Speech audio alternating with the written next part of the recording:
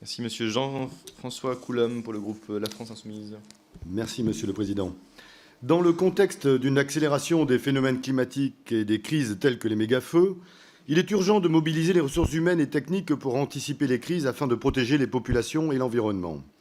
Selon le système européen d'information sur les incendies de forêt, à la fin du mois d'août 2023, la surface de forêt brûlée en Europe a été de 40% supérieure à la moyenne enregistrée sur la période 2006-2022. Durant l'été 2022, la superficie d'hectares brûlés était 6 fois supérieure à la moyenne sur le continent européen et 7 fois supérieure en France. Les conditions météorologiques ont été plus clémentes à l'été 2023 en France, mais nos sapeurs-pompiers ont été mobilisés dans d'autres pays voisins. Fin août 2023, le ministère de l'Intérieur estimait à plus de 350 000 hectares la surface brûlée en Europe, contre une moyenne annuelle de 240 000 hectares, soit une hausse de près de 50%. En réponse à ce contexte et par cette proposition de loi, vous souhaitez donner une plus grande flexibilité aux maires afin de mobiliser les réserves communales de sécurité civile aux côtés des forces de sécurité et des sapeurs-pompiers. Ces réserves communales sont, rappelons-le, composées exclusivement de bénévoles. Si nous partageons les constats et l'urgence d'y apporter des solutions, celles que vous nous proposez semblent insuffisantes.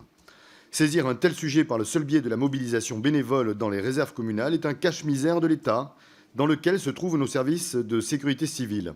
Valoriser le bénévolat est vertueux, mais les problèmes soulignés par cette proposition de loi ne se résoudront en rien grâce à de telles mesures et méritent une réelle réflexion sur nos moyens professionnels de sécurité civile et non bénévoles, ainsi que sur les investissements urgents à réaliser par l'État. Les dispositifs de soutien, comme le sont les réserves communales de sécurité civile, ne doivent rester, comme leur nom l'indique, qu'un soutien aux services existants et non s'y substituer du fait des carences. Selon une analyse d'Eurostat publiée en août 2023, la France arrive en tête des réductions d'effectifs de pompiers. Nous avons perdu près de 5 500 pompiers entre 2021 et 2022, alors que leurs interventions sont en hausse. En 2021, les sapeurs-pompiers ont effectué près de 5 millions d'interventions, ce qui représente une hausse de 9% par rapport à 2020. Et si l'on remonte à 2005, cette hausse est de 30%. Les pompiers continuent fréquemment, dans divers endroits du territoire national, de faire grève pour demander des moyens supplémentaires, dénoncer des conditions de travail à flux tendu et des sous-effectifs chroniques, ou encore pour mieux prendre en compte leurs risques professionnels. Face à l'approche des Jeux Olympiques 2024, le syndicat Sudrail Solidaire a d'ailleurs déjà déposé un préavis de grève sur toute la période des Jeux.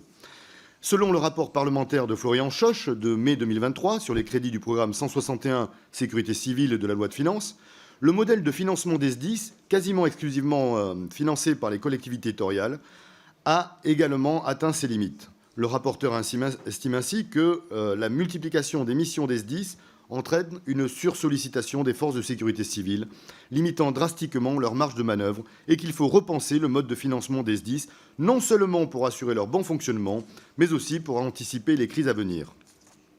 Il est urgent de légiférer sur le nombre de professionnels trop faible par rapport au nombre de bénévoles pour avoir des résultats concrets et de qualité sur l'ensemble du territoire.